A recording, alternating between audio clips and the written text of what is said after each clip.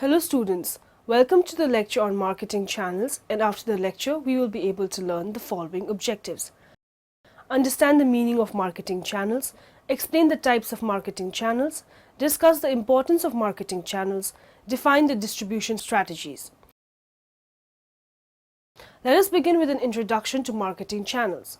Marketing channel is an organized network of agencies and institutions which, in combination, perform all the activities required to link producers with users to accomplish the marketing task. This channel must be designed such that it delivers a level of value to the customer that creates a sustainable, competitive advantage for the supply chain. This value can take many forms depending upon the requirements of the customer. The relationship between the value of the product and the shopping experience is particularly important, and the skill of the value chain is in the positioning of the total offer in a profitable way. Now let's find out what are marketing channels. Marketing channels are sets of interdependent organizations involved in the process of making product and service available for use and consumption. Independent organizations are called marketing intermediaries. The main purpose of trade is to supply goods to the consumers living in far-off places. As goods and services move from producer to consumer, they may have to pass through various individuals. Let us take an example. A farmer in US has an apple orchard. Once the apples are ripened, he sells the apples to an agent of Washington. The agent collects the apples from US, packs them and sells them to a wholesaler at Washington Vegetable Market. The wholesaler then distributes them to the various retail fruit vendors throughout Washington by selling smaller quantities. Finally, one purchases apples from those vendors as per requirement. Thus, we find that while coming from the producer at US, the product reaches the consumers by passing through several hands like an agent, a wholesaler and the retailer. All these three are called middlemen. These middlemen are connecting links between producers of goods on one side and consumers on the other side. They perform several functions such as buying, selling, storage and so on. These middlemen constitute the channels of distribution of goods. Channel functions and flows. Marketing channels perform work of moving goods from producers to the consumers. For this, they perform some key functions. These are the functions in marketing channels: carrying of inventory, demand generation, physical distribution, after-sales service, extending credit to customers, flows in marketing channels, physical possession, ownership, promotion, negotiation, financing, risking, ordering, payment. Marketing channels are how the goods and services and value move between producers and consumers. They are made up of organizations like manufacturers, wholesalers, agents, brokers, and retailers, all working together to bring goods and services to the customer. Each of these units forms a link in the value chain, described as the chain of activities and institutions that add value to a product on its way from production to the end consumer. Within the channels, each member is a marketing firm with its own customers to serve. Each firm is also a customer in that it purchases goods and services from another member in the channel. So when thinking about sustainability and competitive advantage, we must consider innovation from a whole system perspective. In earlier units, we discussed how failing to consider the big picture in economic or environmental terms can lead to unintended consequences and undesirable trade-offs. Likewise, decisions made anywhere along the marketing channels have consequences for the overall sustainability and profitability of a product. Traditionally, we have thought of marketing channels or value chains in a linear fashion, with goods and services flowing from manufacturers to consumers and money flowing from consumers back to the manufacturers. Marketing channels were typically viewed as a throughput system, a system in which materials go in and materials go out with no accounting for their origination or final destination. As we've seen in sustainable marketing, there are no throughput systems. The materials originate from somewhere, the earth, and end up back somewhere, back in the earth, whether in landfills or into the atmosphere. The traditional linear thinking of the marketing channel is unsustainable. Waste is a major cause of costs and problems in marketing channels. It is generated in some form at virtually every link in the value chain.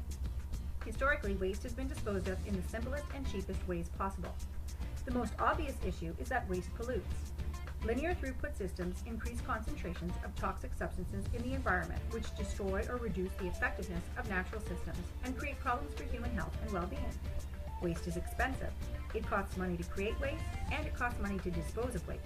The goal is to properly manage waste so that it can be eliminated or converted into a source of revenue. In the natural world, every waste product is a vital input to other organisms and life processes. Plants create food and oxygen to sustain animal life, Animal waste creates fertilizer to build soil that allows plants to thrive.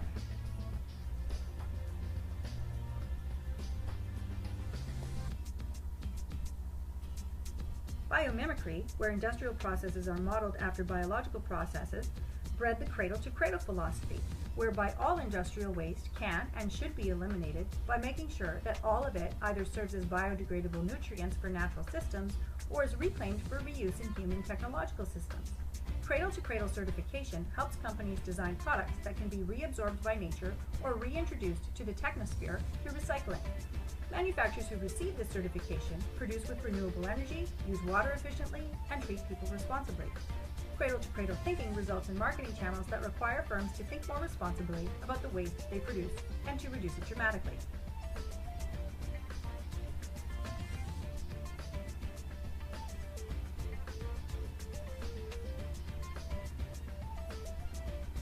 As early as the 1970s, marketers have recognized the need for reverse logistics, which is the systematic movement of waste backward through the marketing channels in order to convert it back into reusable raw materials.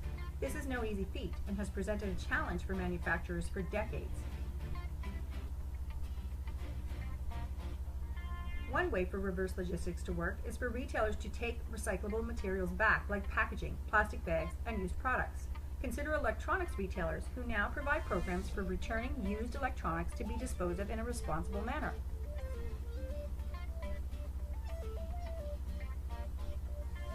To become sustainable, these backward flows of materials must become normal, forward flows, transforming the value chain into the value circle, where end-of-life materials go back into the production chain at the manufacturing stage and are reused. Prior to recycling, many products can continue to provide value. Secondary markets are markets that provide used or surplus goods at prices that are well below the initial retail prices. Thrift stores are an example of one type of secondary market that sell used clothing.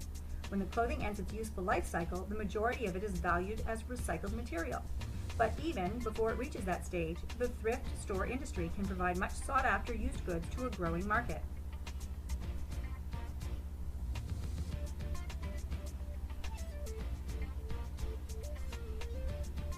Closing the loop on a value circle has many advantages. It helps keep harmful waste out of the environment, converts waste and disposal costs into sources of revenue, provides industry with stable supplies of raw materials without depleting natural capital, and builds human capital by providing living wage jobs for more people. We are seeing an increase in cooperation across industries. Often, the waste generated from one industry can be used as resources for another. Marketing channels exist and thrive because they add value for customers. Channel members attempt to maximize their own profits, and those with the most channel power have advantages in doing so. Channel power is the influence of one member of the marketing channel over the actions or circumstances of other members. Through cooperation, collaboration, and communication, channel members can innovate, create synergies, and build value that benefits everyone. Value circles work best when channel member relationships are open and collaborative.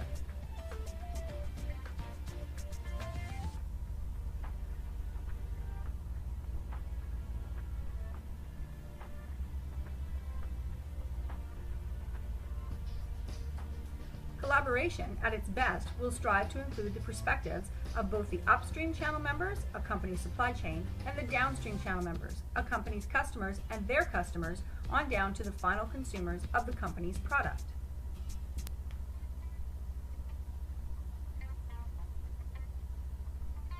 Transparency is key. The organization's operations and practices must be open and visible to outside observers.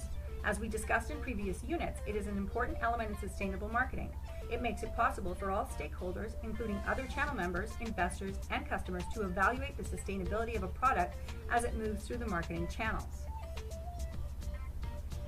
An important function of marketing channel transparency is the ability to establish the chain of custody. This is the movement and possession of materials from their current places back to their origins. Consumers and retailers often have to rely on third-party certification to verify that products meet certain standards. These third-party certifiers pay careful attention to the chain of custody in the marketing channel. Building sustainable channel capacity is an ongoing challenge for many industries. A common barrier to sustainable marketing is the lack of production capacity among sustainable producers. Major players in the market can use their financial advantages to help increase sustainable channel capacity at a base level. where the demand for a sustainable product outstrips production, help is often needed at a higher level to help the resource producers make the necessary changes to become sustainable producers. Sustainable distribution emphasizes efficiency and carbon neutrality in the distribution of products. The marketing channel functions of transportation and logistics get the products where they need to be in a timely fashion. These functions also contribute largely to a product's ecological footprint. Sustainable distribution places a great focus on local production and incorporates material backflows, allowing manufacturers to replace virgin materials with recyclables more easy.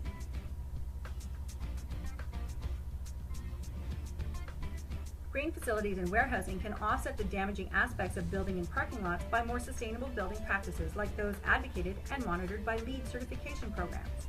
Green transportation is another area where huge opportunities for increased sustainability can be found. As it turns out, the mode of transportation is much more relevant to sustainability than the distance traveled. Air transportation creates the largest number of greenhouse gas emissions, and truck transportation is also a huge source of greenhouse gas emissions. So, this being one of the most common modes of transportation, and as such cannot be eliminated, steps must be taken to create more responsible packaging to reduce weight and increase the amount of product being transported in each trip. Another step to offset the damages being caused is to shorten the channels and simplify them. This is called disintermediation, which means reducing the number of roles of intermediaries in a marketing channel. Channel members exist because they add value to the system. As circumstances change, the value of certain intermediaries becomes redundant and may even decrease to the point that they add more cost or waste than their service can justify.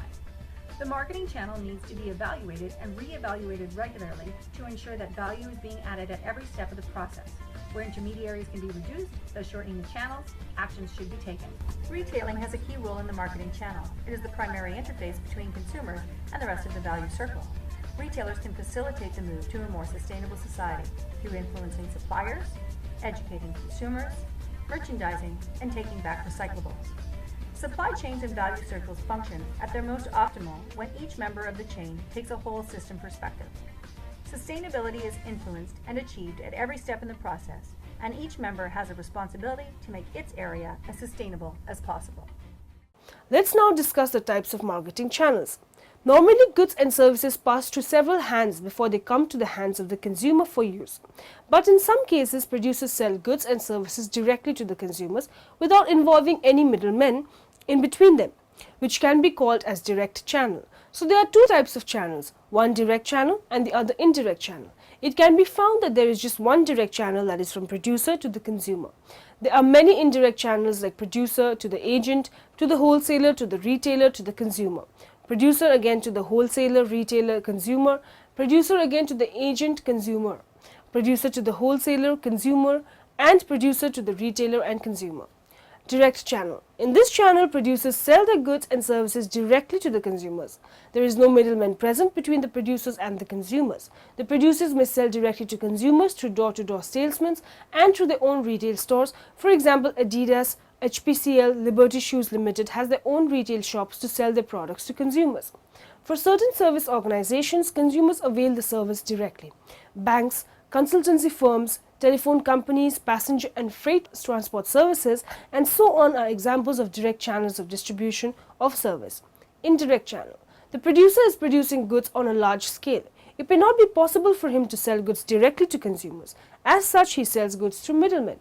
These middlemen may be wholesalers or retailers. A wholesaler is a person who buys goods in large quantities from producers, whereas a retailer is one who buys goods from wholesalers and producers and sells it to the ultimate customers as per their requirement.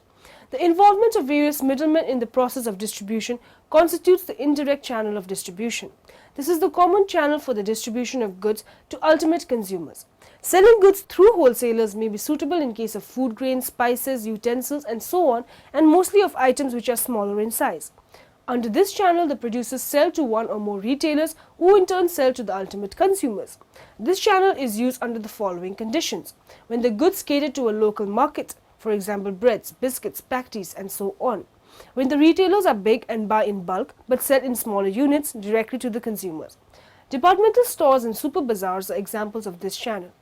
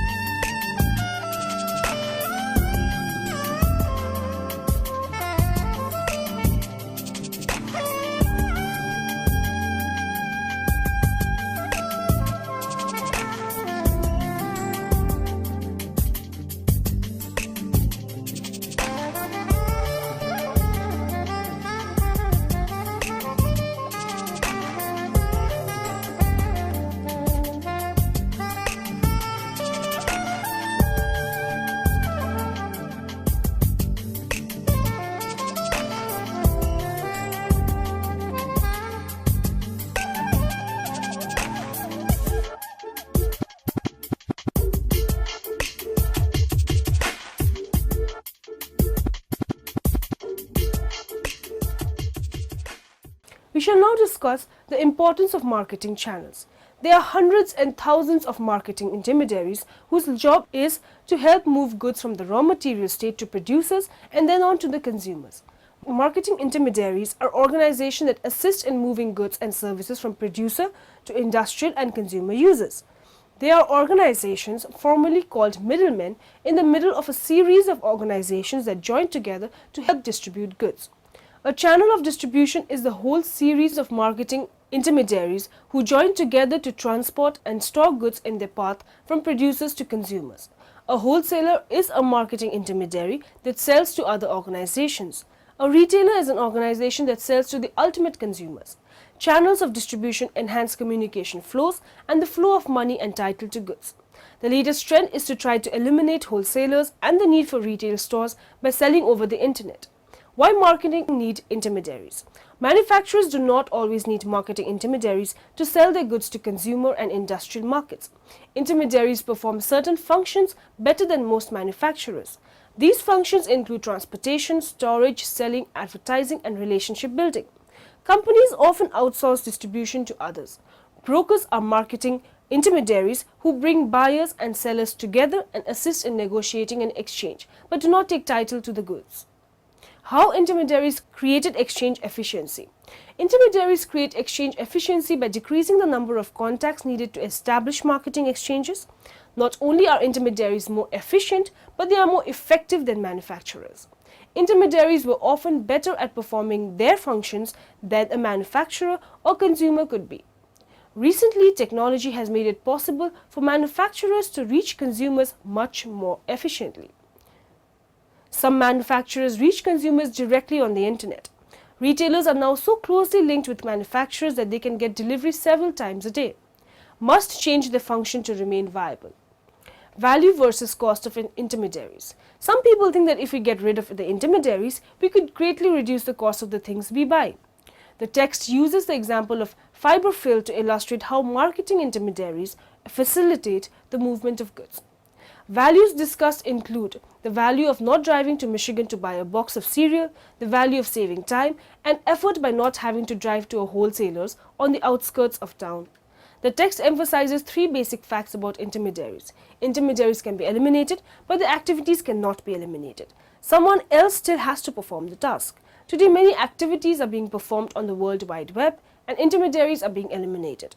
Intermediaries have survived in the past because they perform functions more effectively and efficiently than most manufacturers. Intermediaries add cost to products, but these costs are offset by values they create. Moving on, we shall now talk about the distribution strategies. For product-focused companies, establishing the most appropriate distribution strategies is a major key to success, defined as maximizing sales and profits. Unfortunately, many of these companies often fail to establish or maintain the most effective distribution strategies. Problems that we have identified include unwillingness to establish different distribution channels for different products, fear of utilizing multiple channels, especially including direct or semi-direct sales due to concerns about erosion of distributor loyalty or inter-channel cannibalization, failure to periodically revisit and update distribution strategies, lack of creativity and resistance to change. To be fair, there can be no sound reasons for these perceived weaknesses. More typically, however, they are due to failings such as simple inertia, lack of understanding of the ultimate customers and their preferences, or a failure to acknowledge the importance of a distribution strategy and invest sufficient resources in understanding it. Now is absolutely not the time to blindly continue the status quo with the distribution strategies. The internet is creating sea changes in terms of traditional manufacturer-distributor relationships.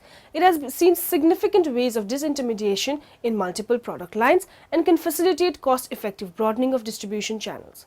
Meanwhile, improvements in supply chain management technology must also be factored into choice of distribution partners, mapping the products to the end user, determining customers' channel preferences, and comparing these preferences with actual availability, recommending new channels and why, examining competitors' strategies and comparing them and their effectiveness with our own. Confidential interviews with the distribution partners to identify areas for improvement as well as an existing strengths to be encouraged. Channel management strategies. A sales channel is about where someone is going to sell and how he is going to sell. In fact, it is about where the consumer is willing to purchase product, where the consumer expects the product to be available, and what is the consumer's decision in making the process regarding the category and product, and what is the positioning in the market. All the channel decisions should go hand in hand with segmentation, positioning, pricing, and other elements of the mix. Under channel management, the company deals with external organizations, channel members or partners to achieve its desired marketing goals and profitability. There are different types of channel partners like C&F agents, distributors, retailers, value-added resellers, brokers, and so on. Each of the channel's members' business goals will differ in the expectations of profitability, sales, ROI, long-term prospects, and so on. The right channel strategy will help bring coherence and build value to the customer, channel members, and the company. So a strong channel network has become a key component in corporate strategy. As discussed, there are many factors that influence channel management. The broad factors that influence a channel decision or strategy are understanding of the target group, target segments, the consumer needs, and the consumer behavior. Understanding of the marketing mix and the product features, brand persona, positioning, pricing, and so on.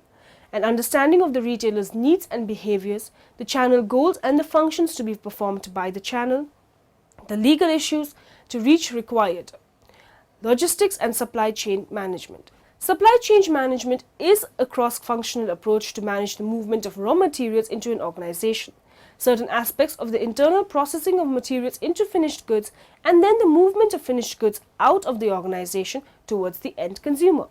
Role of logistics. Every organization has to move materials. Manufacturers have factories that collect raw materials from suppliers and deliver finished goods to the customers. Retail shops have deliveries from wholesalers. A television news service collects reports from around the world and delivers them to the viewers. Most of us live in towns and cities and eat food brought in from the country. When someone orders books from a website, a courier delivers them to the door, and when one buys a mobile phone, it has probably traveled around the world to reach someone. Every time one buys, rents, leases, hires or borrows anything at all, someone has to collect it and deliver it to the door. Logistics is the function responsible for this movement. Despite this effort, we hardly notice logistics as it goes about its business, but sometimes we might notice the lorries driving down a motorway, visit a shopping mall, drive through a trading estate, see a container ship unloading, fly from an airport, or have a parcel delivered by a courier service. These are the visible signs of a huge industry that employs millions of people and costs billions of dollars a year. Did you know? The birth of logistics traced back to ancient war times of Greek and Roman empires, when military officers titled as logistics were assigned the duties of providing services related to supply and the distribution of resources. Logistics support operations. Every organization delivers products to its customers.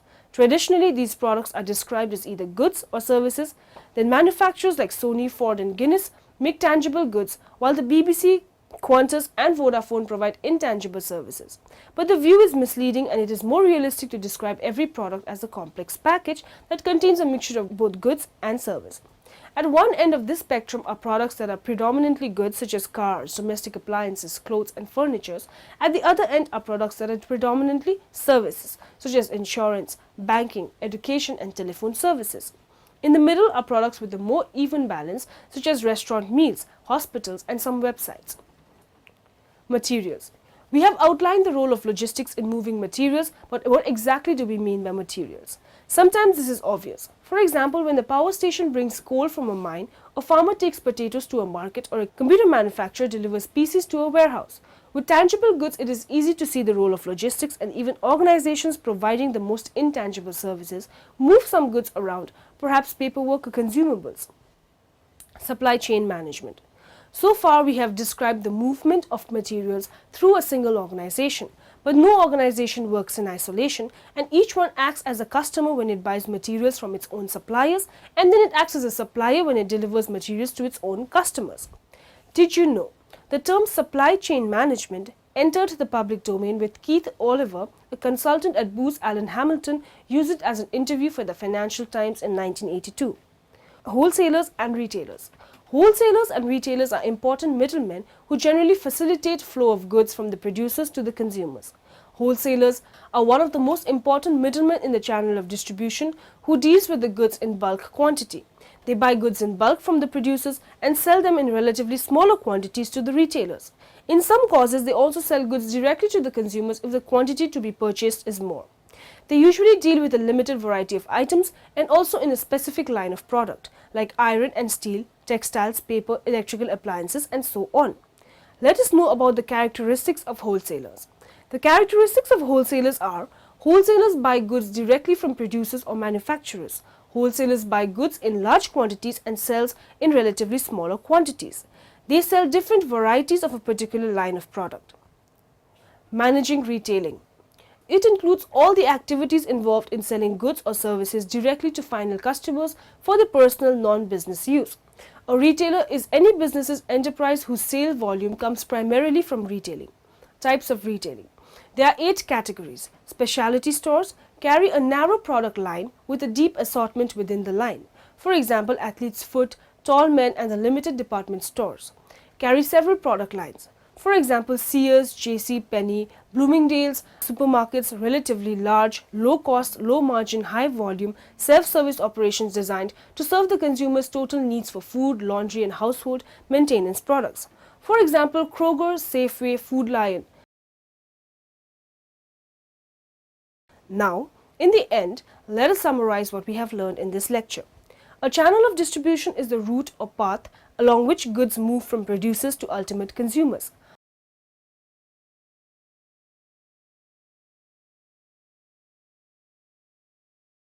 A wholesaler is a marketing intermediary that sells to other organizations.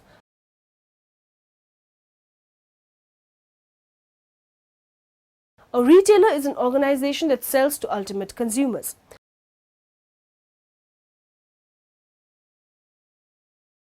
Marketing intermediaries are organizations that assist in moving goods and services from producer to industrial and consumer users.